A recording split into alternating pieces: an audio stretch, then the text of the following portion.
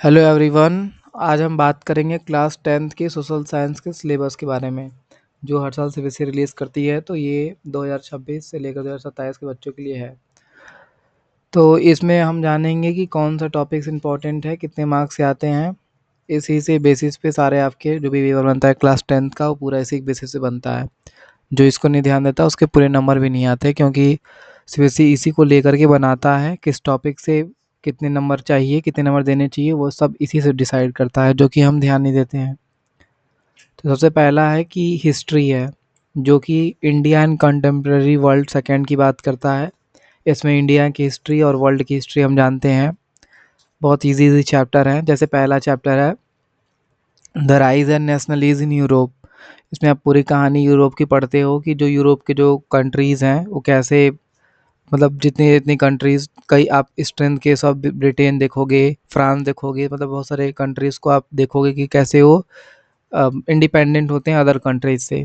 Easy chapter है लेकिन बहुत इंपॉर्टेंट है। तो इसका टॉपिक वाइज नोट्स भी बनाते रहिएगा आप। और इससे मेरे ख्याल से पूरा 3 चैप्टर इंपॉर्टेंट होते हैं हिस्ट्री में।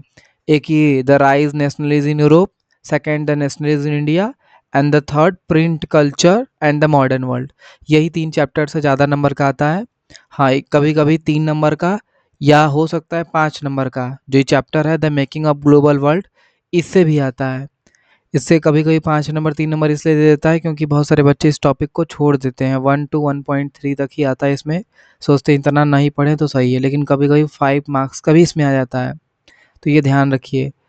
तो मैं अगर ऐसे नंबर दूं तो 20 में से मान लो आप 8 नंबर का पहले से आएगा, 8 नंबर का कंफर्म है। 7 नंबर का इससे ले लेते हैं, नहीं 7 नहीं, 7 ज़्यादा हो जाएगा। 6 ले लेते हैं, ठीक, 6 ले लेते हैं। और फिर उसके बाद आपका कितना हो गया, ये 14 मार्क्स इधर हो गया। अभी मैं इसको अभी 3 मार्क्स भी रखता हूँ, ठीक।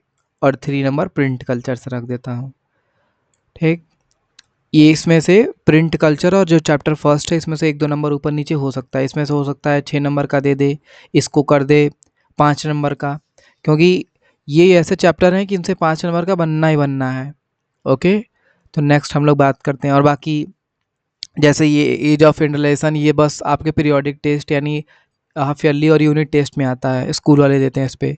इंटरनल जो कि 5 नंबर मिलता है, इसे देखिए आप, द इसके बाद वाला जो टॉपिक है इसी से आता है। ओके, और ये भी इजी चैप्टर है, बहुत आसान है। देखेंगे आप ग्लोबल वर्ल्ड पढ़ लेना, बस वही सब चीज़ें कि कैसे वर्ल्ड में लोग, मतलब ग्लोबली कैसे कनेक्टेड हैं, क्या से क्या हुआ, एंड दैट्स ऑल, बस ये सब चीज़ें पढ़नी है। फिर बात करते हैं हम लोग ज्योग्राफी की। तो इसमें क्या होता है कि इसमें आपकी कंटेम्प्रेरी पूरा इंडिया के बारे में पढ़ना है, नेचर, क्लाइमेट, ये सब चीज़ें, टोपोग्राफी, ये सब चीज़ें सब। देखो सबसे पहला चैप्टर है resource and development. Second chapter resource, बहुत इजी है, बहुत इजी चैप्टर है ये। अगर ध्यान से पढ़ लोगे तो आराम से आ जाओगे। इसी से 3 नंबर या 3 नंबर के आते हैं, या तो फिर आपके 5 नंबर के भी आ सकते हैं। Forest and wild life resources, ये भी बहुत इजी चैप्टर है।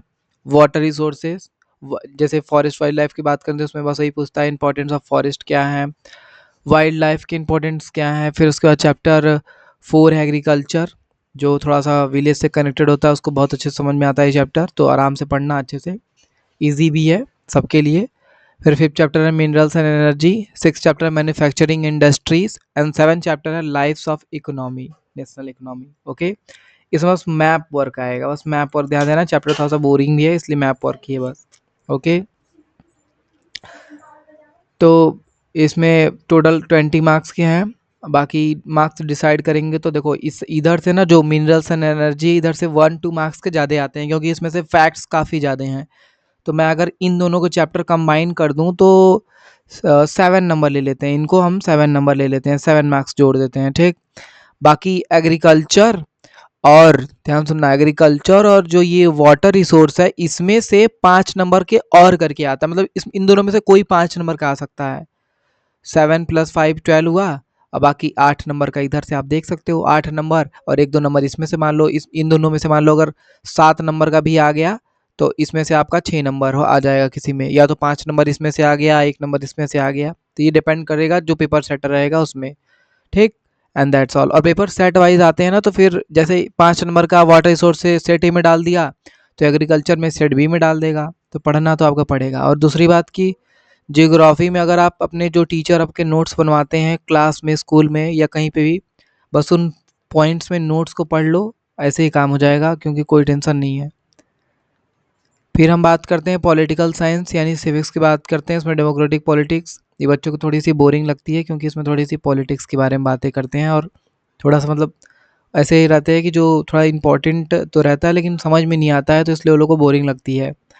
बट मेरा तो फेवरेट था, आपको पता नहीं, मैं तो पढ़ाऊँगा तो आपको अच्छा रहेगा। ठीक, चलो चैप्टर नेम देखते हैं। तो पहला चैप्टर है जैसे पावर शेयरिंग, ओके। फिर chapter second federalism. Power sharing बहुत आसान है, दो केस आप देखोगे, एक श्रीलंका एक बेल्जियम का। कैसे बेल्जियम में अच्छे से पावर शेयरिंग होता है, एक छोटा सा देश जो कि अच्छे से बच जाता है और उसमें मतलब सारी चीज़ें अच्छे से होती हैं, लेकिन यहीं श्रीलंका में अलग अलग केसेस हो जाते हैं जिसकी वजह से सिविल वॉर भी हो जाता है। तो ध्यान से आप चैप्टर को पढ़ना, और अच्छे से ईजी चैप्टर है, फेडरलिज्म बहुत ईजी चैप्टर है। थर्ड चैप्टर है जेंडर, रिलीजन एंड कास्ट। ठीक, ये भी कि जेंडर के बेसिस पे डिस्क्रिमिनेशन, रिलीजन, कास्ट, ये सब चीज़ें आप पढ़ोगे। फिर पॉलिटिकल पार्टीज पढ़ोगे, कैसे फॉर्म होती हैं, इंपॉर्टेंट क्या है, डेमोक्रेसी क्या इंपॉर्टेंट है, मतलब ये सब चीज़ें आप पढ़ोगे, पॉलिटिकल पार्टी कैसे फॉर्म होती हैं, okay. And outcomes of democracy, यानी डेमोक्रेसी का जो आउटकम्स होता है, जैसे इलेक्शंस होते हैं तो दो होते हैं, एक आउटकम्स यानी कि जो अपोजिशन लीडर होती है, एक विनिंग रूलिंग पार्टी होती है। तो जो जीत गया, तो जो अपोजिशन लीडर होता है कैसे अपने आउटकम्स ऑफ डेमोक्रेसी को एक्सेप्ट करती है, और इम्पॉर्टेंट क्या डेमोक्रेसी का, काफ़ी इंपॉर्टेंट चैप्टर है ये। मैं अगर इनमें से इम्पॉर्टेंट बताऊं तो ये थर्ड, फोर और फाइव बहुत इंपॉर्टेंट चैप्टर हैं, ओके। लास्ट बात करते हैं हम लोग इकोनॉमिक्स की। इसमें सबसे पहले चैप्टर का नाम है डेवलपमेंट। डेवलपमेंट कैसे होता है, क्या चीज़ें हैं, ये सारी चीज़ें। इकोनॉमिक्स ईजी है, सेम, बस आपने टीचर नोट्स अच्छे से बनाना, क्योंकि बुक में एकदम कहानी की तरह दिया रहेगा, केसेस देकर दिया रहेगा, तो थोड़ा सा समझ में नहीं आता है। और इसमें सबसे बेस्ट चीज़ है ना कि क्या करेगा सीबीएसई बोर्ड, कि आपको एक कहानी दे देगा आपके सेम बुक का उठा करके, फिर आपसे बोल देगा कि बताओ उससे आप क्या मतलब, जैसे कि किसी का नाम ले लिया कांताबाई ऐसे करके, तो बोल दिया कांताबाई अगर आप होते तो क्या करते, मतलब कांताबाई सही कि नहीं की। तो उसके बाद आपको अच्छे से आंसर लिखना होता है, पॉइंट वाइज में करके अच्छे से आंसर लिखना होता है, जो आप पूरे चैप्टर से पढ़े हो और निकाले हो। कुछ बच्चे कुछ भी लिख देते हैं, ऐसे उसी की कहानी लिख देंगे, अपना ही बना के लिख देंगे, नहीं हम ये रहते तो करते, जो कि गलत, पूरा मार्क्स ही कट जाएगा। तो जो पॉइंट में आंसर रहेगा उसी को लिखना, और जो टीचर समझाएगा स्कूल में या कहीं पे भी, उसको समझना और अपने से नोट्स बनाना, ट्राई करना अपने से बनाने के लिए, ज़्यादा बेस्ट रहता है। सेक्टर्स ऑफ इंडियन इकोनॉमी, ये भी कौन कौन से प्राइमरी सेक्टर, टर्सरी सेक्टर, ये तो ईजी चैप्टर है, बहुत ईजी है, ध्यान से पढ़ लोगे तो हो जाएगा। मनी क्रेडिट, ये भी ईजी है, मनी के बारे में आप पढ़ोगे, बहुत आसान है, क्रेडिट लोन लेना कैसे होता है बैंक से, ठीक, ये सब चीज़ें आप पढ़ोगे। फिर चैप्टर 4 देखो, एक हिस्ट्री में भी ग्लोबलाइजेशन है, कि यहाँ पे भी ग्लोबलाइजेशन है, ओके।